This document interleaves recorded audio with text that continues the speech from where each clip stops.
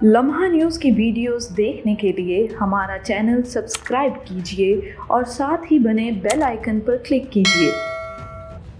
अस्सलाम वालेकुम नाज़रीन, मैं हूं मोहम्मद नाशाद अली। नाज़रीन, जिसका डर था वही बात हो गई। बहुत सारे लोग सोशल मीडिया पे वैक्सीनेशन रशिया से आ रही है, स्पुतनिक, उस पर बहुत डिबेट कर रहे थे। दुनिया को पता है आजकल ये ग्लोबल विलेज है और यहाँ पर कोई चीज़ छुपी नहीं रहती। रशिया में बहुत सारे पाकिस्तानी हैं, उन्होंने इस पे बड़ा सवाल उठाया कि स्पुतनिक की जो एक डोज़ है वो $10 की है और अगर 2 डोज़ लगेंगी तो वो $20 की हो जाएगी और $20 की चीज़ जो है वो 31-3200 रुपये की लेकर आप 8,400, 500, 400 रुपये शायद ड्रैप ने जो है वो उसकी कीमत फ़िक्स की है। तो इतनी महंगी आप वैक्सीन क्यों दे रहे हैं? और कराची की एक कंपनी है जिसको ये कॉन्ट्रैक्ट दिया गया जो आगे लैब्स को फराहम करेगी, जिनके पास ये फैसिलिटी है कि वो वैक्सीन लगा सकते हैं। हुकूमत की जो मुकर्रर करदा रजिस्टर्ड सेंटर्स होंगे वहाँ से ये प्राइवेट वैक्सीन लग सकेगी 18 साल से ज़्यादा के जो भी जितनी भी उम्र के लोग हैं। मसला ये है कि आज जो सबसे बड़ा मामला हुआ है वो ये है कि ट्रांसपेरेंसी इंटरनेशनल ने सवालात उठा दिए हैं हुकूमत की जो वैक्सीन पॉलिसी है उसके ऊपर। ना सिर्फ ये कि उन्होंने जो केस बिल्ड किया है वो बड़ा इम्पॉर्टेंट है कि स्पुतनिक है वैक्सीन, उस पर उन्होंने ये प्रॉपर तरीके से बताया है कि ये तकरीबन वो कहते हैं 150% यानी 1.5 गुना तकरीबन महंगी जो है वो वैक्सीन आवाम को फराहम की जाएगी। अच्छा, यहाँ पे एक बड़ी इंटरेस्टिंग बात है, उन्होंने जो सवालात उठाए हैं वो भी हम आपको बताएंगे और उन्होंने मुतालबा भी किया है वो भी आपको बताएंगे। लेकिन पहले जो उन्होंने बड़ी इंटरेस्टिंग बात बताई है कि पाकिस्तान दुनिया का वो वाहिद मुल्क है जिसने प्राइवेट सेक्टर को इजाज़त दी है वैक्सीन जो इंपोर्ट करने की। अदरवाइज़ हुकूमतें ख़ुद जो हैं वो वैक्सीन लगवा के दे रही हैं अपनी आवाम को। अब उन्होंने जो केस बिल्ड किया है वो बड़ा मज़े का है कि 31-3200 की जो वैक्सीन है वो लेकर अब फ़र्ज़ करें कि 50,000 डोजेज़ जो हैं पहले मंगवाई जा रही हैं, जो रशियन वैक्सीन की मंगवाई गई हैं, अगर वो 15-16 करोड़ रुपये लगा कर, तो वो कौन सा बिज़नेस है जिसके अंदर आप 25-26 करोड़ रुपये बना लेते हैं?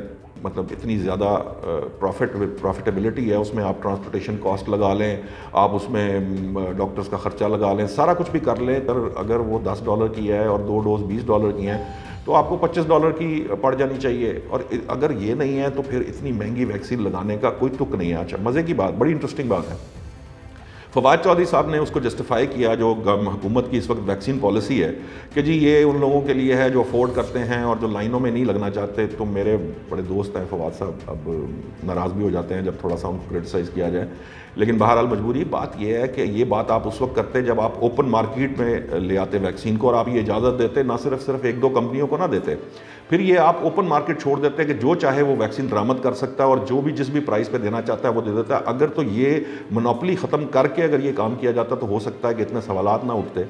लेकिन अब ये जो इस वक्त सिचुएशन है, इस सिचुएशन के अंदर दबे दबे लफ्ज़ों में बड़ी बहस जारी है थी। ये जो स्पुतनिक वैक्सीन है, रशियन वैक्सीन है, इसके ऊपर भी बड़ी बात हो रही है।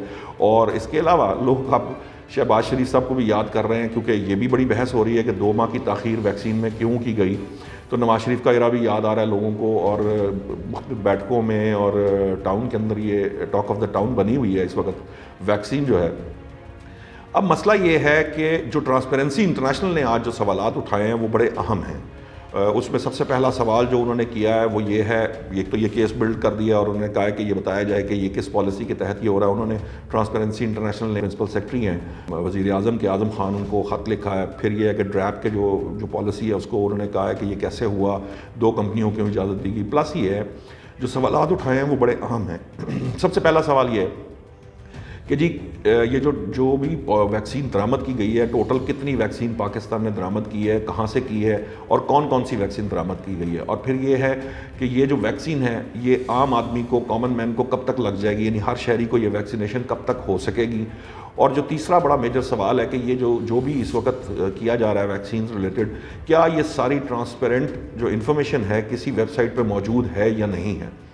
और इसके साथ साथ उन्होंने जो मुतालबा कर दिया है वो इंतहाई अहम है। वो उन्होंने मुतालबा किया है कि प्राइम मिनिस्टर ख़ुद, वज़ीर आज़म ख़ुद जो हैं इमरान खान साहब से उन्होंने ये मुतालबा किया है कि वो अपनी वैक्सीन पॉलिसी को रिविज़िट करें, रिवाइज़ करें और ये देखें कि वो जो दावे किए जाते हैं कि जी उनको आवाम का बड़ा दर्द है और वो आवाम से जो है बहुत मोहब्बत करते हैं और वो ये चाहते हैं कि आवाम को लूटा ना जाए और ये जो कसाद बाज़ारी है उसको ख़त्म किया जाए, इस पर वो मीटिंग्स भी करते हैं। लेकिन ये वैक्सीन के मामले में आकर कुछ ایسے معاملات سامنے آ رہے ہیں کہ ٹرانسپیرنسی انٹرنیشنل نے یہ کہا ہے کہ جو گورنمنٹ آف پاکستان ہے وہ اپنی پرائیویٹ سیکٹر کو اجازت دینے، پلس جو بھی ویکسین لگائی جا رہی ہے، یعنی حکومت کہاں سے کتنی ویکسین منگا رہی ہے، کس کو لگے گی، یہ تک پتہ ہونا چاہیے کہ کس شخص کو کون سی ویکسین لگی ہے اور اس پہ گورنمنٹ کی کیا کاسٹ آئی ہے۔